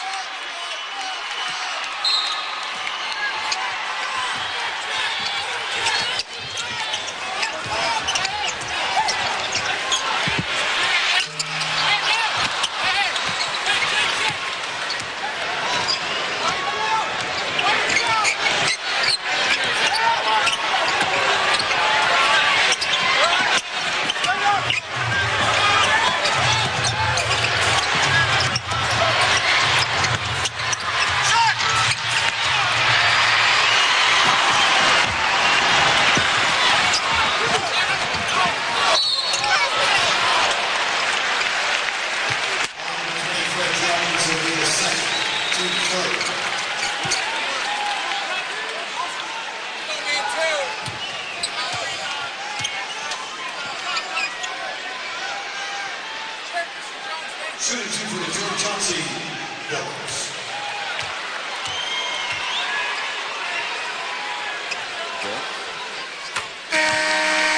Pistons held a reading timeout with 50 kids at the Auburn Hills Boys and Girls Club to help open up a new Foot Locker reading corner. On NBA.com, get the news. The Pistons have been very involved in community stuff recently. In fact, Rip Hamilton yesterday did a wonderful thing. He held a Thanksgiving feast at a soup kitchen in Detroit, served about 900 dinners. The reason he did it this week is because they're going to be on the road next week, and he didn't want to miss it. It's something he's always done. Nice work from Rip Hamilton off the court. Good shooting from Chauncey Billups on. 5-point game again with just over 7 to play. Another steal. Nice patience by Billups. Chauncey Billups, just 13 points, but he's got 7 boards and 5 assists.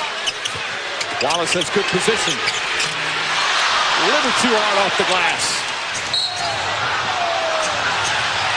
And a foul called. Rip Hamilton will pick up his second. 14th foul against the Pistons. As the game is ground into a half-court struggle, the size, the strength, the athleticism, the power of the world champion Detroit Pistons really starting to take hold here. Pistons have slowly chipped away. O'Neal. Now that's great defense. Boy, Rasheed Wallace, you could not play him any better. Wallace takes off his headband and throws it into the stands. I love that curl initiation of the offense by Rip Hamilton. Ben Wallace makes his move. Oh, pretty move, but he can't finish. Perfect use of the ball fake. Oh, nice transition opportunity. You got to finish it with the Pacers kickball. I think they're going to call a foul. Let's see what Ronnie Garrettson says. O'Neal was surrounded. Yep, it's going to be a foul call on Chauncey Billups, and now they're in the penalty. And the Pacers haven't missed from the line barely. 27 of 31. The scrum underneath, nobody can stick a fork in it. That ball gets kicked like that. Even if it's inadvertent, it needs to be called. Larry Brown not happy with the call. I think what he's complaining about is O'Neal really didn't have possession. It was a loose ball at the time Billups reached over. There was certainly contact as O'Neal misses the free throw. Isn't Larry Brown supposed to be sitting down? He barely stand on that left leg. As we said earlier, he come back early from that surgery to repair the artificial hip. Now he's smiling with Garrettson. I think all coaches are going to want a chair like that. You're almost waiting for the flight attendant to make an announcement. O'Neal hits the second one. 6-point lead for the Pacers just past the midway point of the fourth, along with Bill Walton and Jim Gray, Mike Breen on hand. What was early dominance for the Pacers has been a slow but steady comeback for the Pistons. Chauncey Billups. And O'Neal with another rebound. Billups has had success posting up. Eddie Gill getting another chance to give Tinsley a rest. Tinsley's played a lot of minutes. Artest. Steven Jackson. Great box out by the world champions. Seems every shot the Pacers are taking here in the fourth quarter has been very well contested. And up against the shot clock as well. That one halfway down. Last touch by Ben Wallace. Pacer ball. I think the advantage that the Pistons have inside, they should be getting closer to the basket. The fadeaway is not necessary. Plus, with the Pistons in the penalty and how well they've shot free throws tonight, try and draw contact. And you see the shooting numbers. They've missed 6 of 7. Crozier. Crozier's hit some big buckets. Every time the Pistons have made a run, Austin Crozier's come back with a big shot. He's got 15. And that boosts it right back up to 9. They step out by Crozier. Prince will try a three. And Jermaine O'Neal starting to clear the boards. And point guards having to run back underneath the basket. Tinsley back in just a short 30-second rest.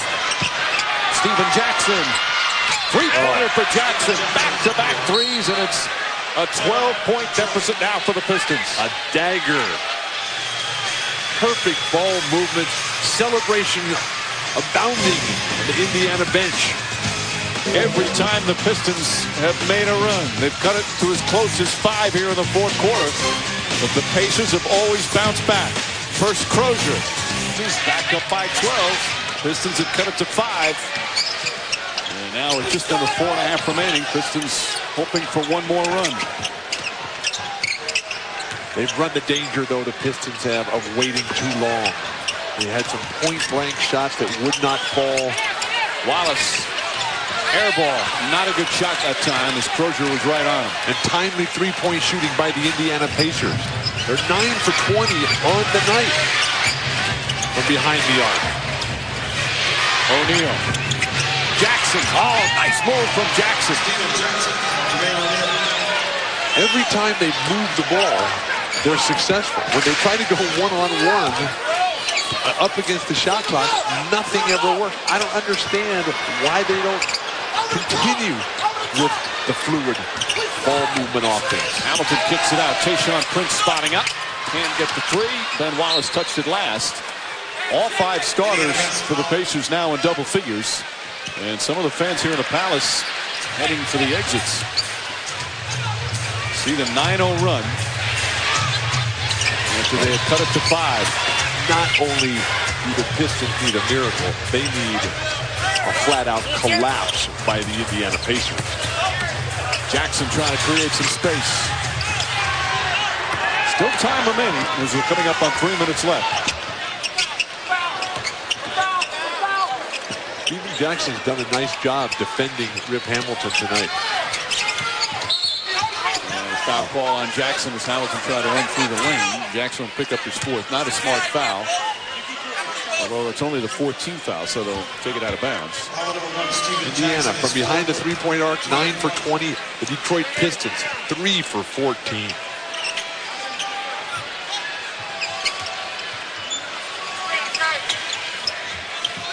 And you can tell that the light's been taken out of the crowd. Crowd was all fired up on that comeback. Nice feed inside. The extra pass. Oh, good defense by the Pacers.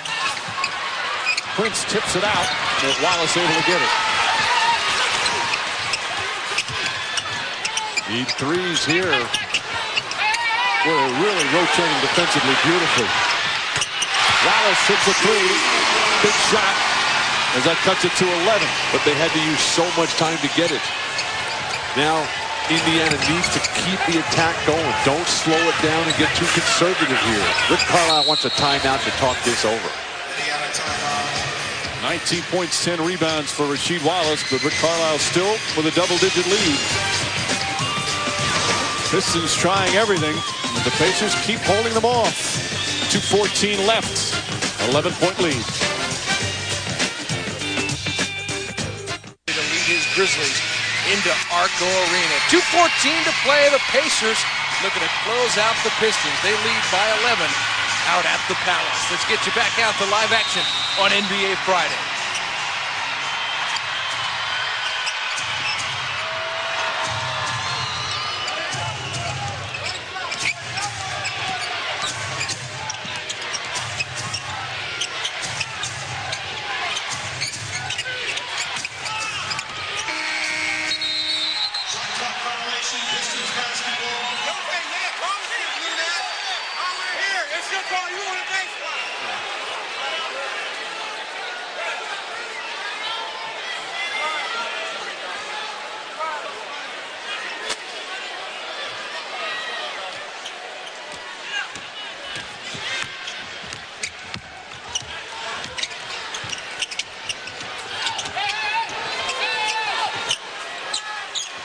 Terrific game for Tinsley. Hamilton trying to draw a foul, throws it away. And that may do it. A couple of key plays It was a 6-point game, and Austin Crozier hit a huge three to put it back up to 9. And Steven Jackson followed with a three, but also some very key defensive rebounds from Jermaine O'Neal in travel. Oh, Wallace with a terrific block. But nice transition defense. And Rasheed Wallace not even close. Artest underneath. And the Indiana Pacers are going to get a very impressive road win. A game they led the entire second half. And maybe now people will start giving the Pacers some respect.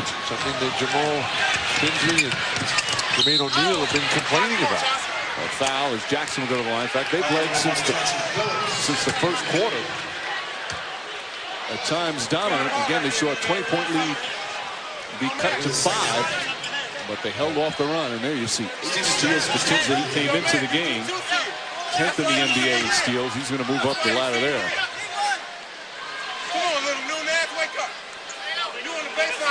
This team has potential to be terrific. And Reggie Miller comes back.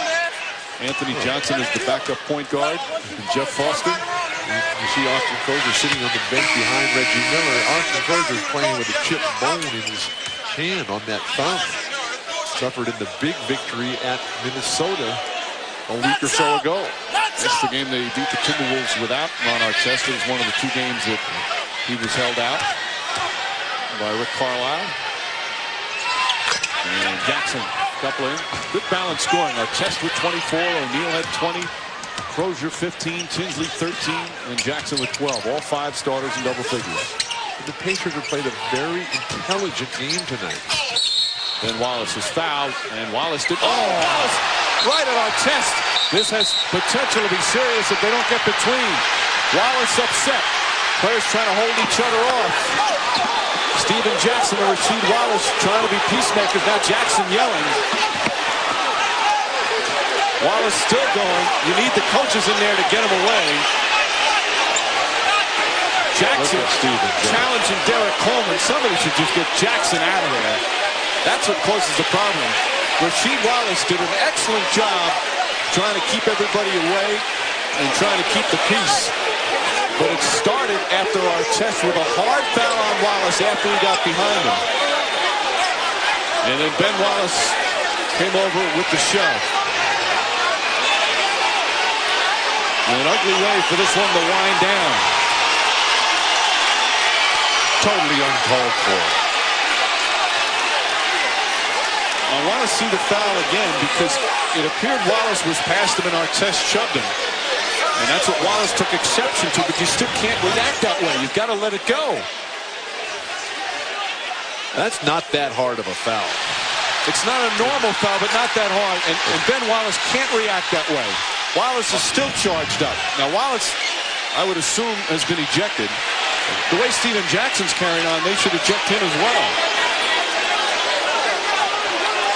They need to somehow find a way to get this game over with as quickly as possible. The problem is, if Wallace is ejected, I'm not sure he'd have to walk past the Pacer bench to go. Now Artest has jumped over the scorer's table and is trying to get down to the bench. Artest is in the stands. Oh, this is awful. Fans are getting involved. Steven Jackson's in the fans. Rasheed Wallace going into the stands.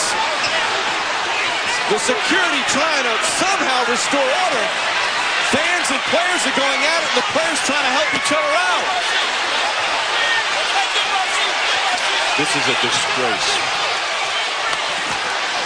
All the players now, they're jumping in there to try and get the other players out because the fans have come involved.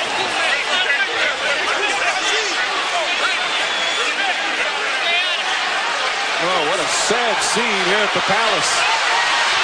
And now another fight's breaking out in front of the Pistons bench. It's a fan on the court. This is very, very dangerous. Fans are throwing cups with liquid in them now onto the court. Ron Artest has a look in his eye that's very scary right now.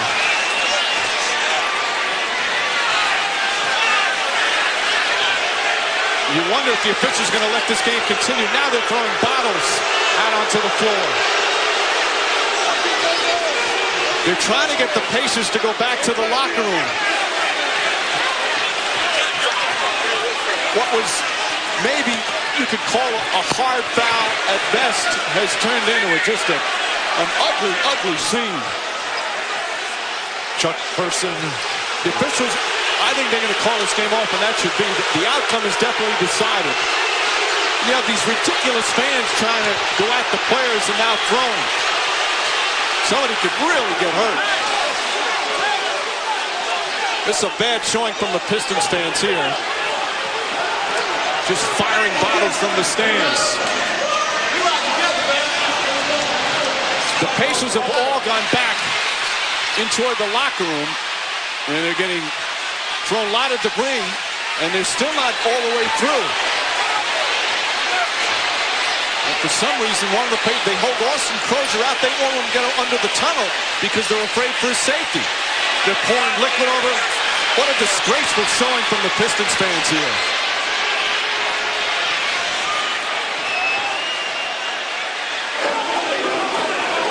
That's one of the worst scenes I've ever seen. It's a low moment in NBA history.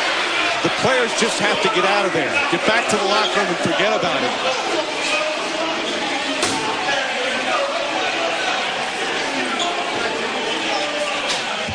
The game has been called. The official announcement has been made. The game has been called, which was the right call. The outcome obviously is over. And players and fans in danger with the emotions and the tempers being completely lost.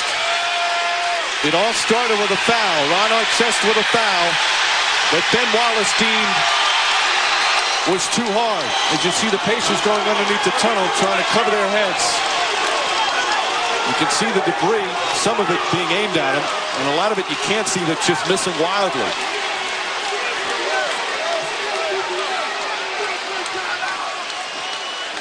The security did their best, but it had escalated to a point where there were players and fans fighting in the stands before there was enough security around.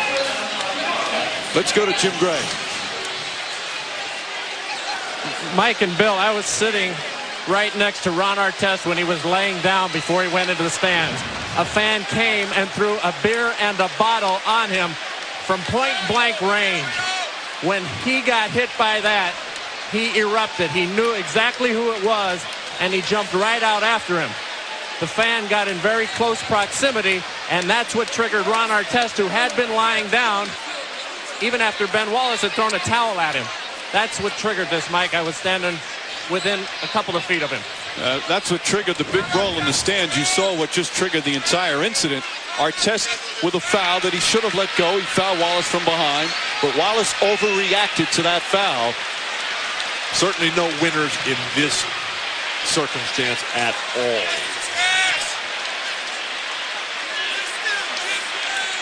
It became such a dangerous situation. Then you see Steven Jackson in there taking shot at the stands.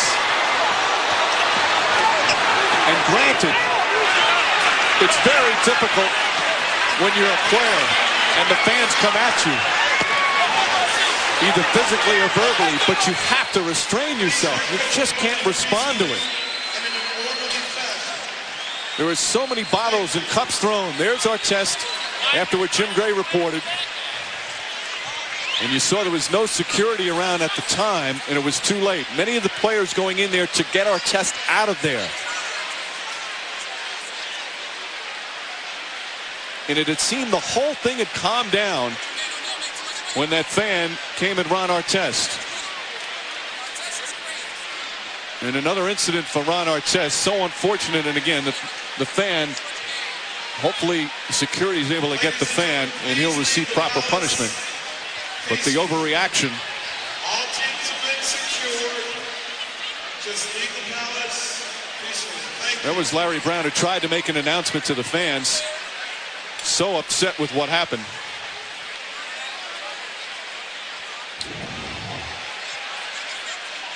And the Pistons have some great fans, but a lot of them tonight were an absolute disgrace. The ones throwing things and getting involved. The final score, with the game canceled before the time had run out, Pacers defeat the Pistons with a very ugly, ugly scene to finish off. Now let's join John Saunders in our ESPN studio.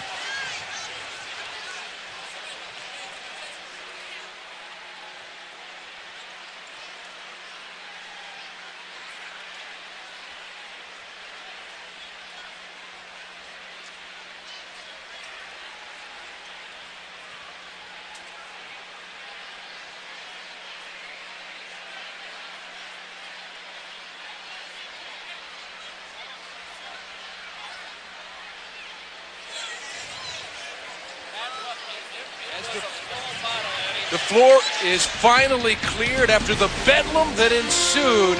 Suspensions will be coming, no doubt about it. This has been a presentation of ESPN, the worldwide leader in sports. For more, log on to ESPN.com. The final score called with 45 seconds to play due to the melee. Pacers 97, Pistons 82.